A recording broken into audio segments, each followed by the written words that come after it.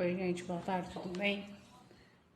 Correndo de novo. Essa semana tá bem complicado, tô cheio de atividade aqui, mas eu passei aqui correndinho pra gente continuar sobre a breve história da educação clássica nos Estados Unidos a partir do século XIX, tá? Como que era esse foco, certo? O foco muda para o patriotismo. Então, a conformidade social no ser humano e o que é necessário para se ter um trabalho. Tá? As salas começaram a ser separadas por idade, a gente não tem mais one schoolroom, e sim séries, salas por idade, certo? Existe também, começa a ter essa questão do credenciamento, isso é muito forte nos Estados Unidos, o sindicato americano, né, dos professores é um sindicato muito forte.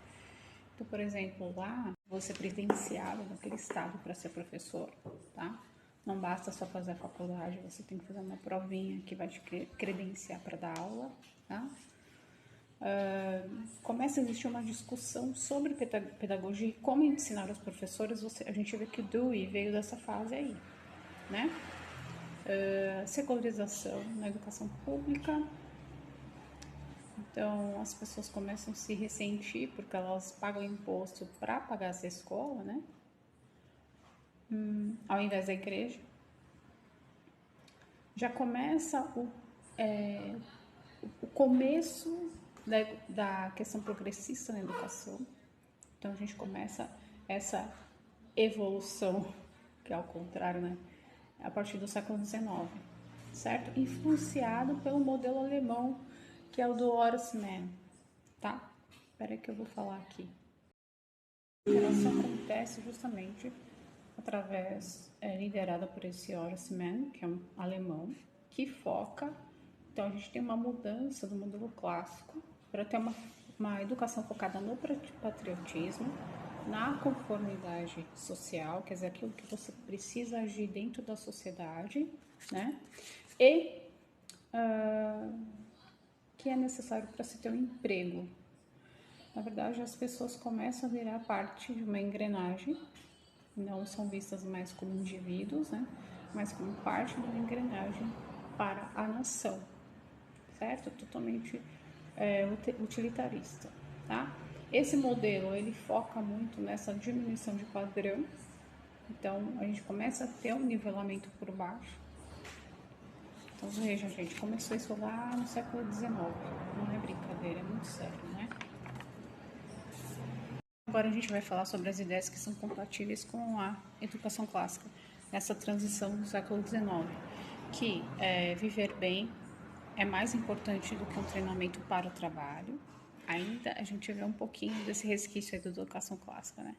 O pensamento crítico é melhor do que rotas de memorização, não adianta só memorizar, mas não saber raciocinar, né? Os professores se preocupavam mais com os seus alunos do que com suas necessidades, então era mesmo uma vocação, o chamado, né? Chamado, se não me engano, acho que vocare, latim é chamado, então totalmente ligada à vocação, ao chamado do serviço, né, da preocupação com o seu aluno. E é mais importante que os professores sejam apaixonados do que bem treinados, né? A gente vê isso ainda nas mães, né? A gente vê muitas mães apaixonadas e que fazem um excelente trabalho, mas que não foram treinadas.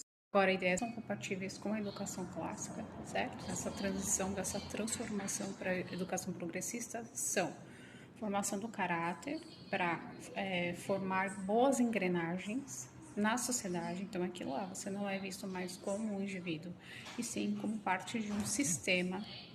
E aí você tem que estar bem treinado para esse sistema, né?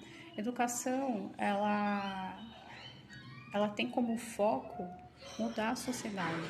É o seu primeiro fim. E não é isso, né? A educação, ela forma a pessoa para que a pessoa possa transformar o meio em que ela vive e não que ela seja transformador da sociedade. Ela tem que ser, ela é transformada, né? Tá? Eu acho que é isso. Por hoje é só, pessoal, correndo. Vou dar um tapa no meu cabelo hoje, cortar.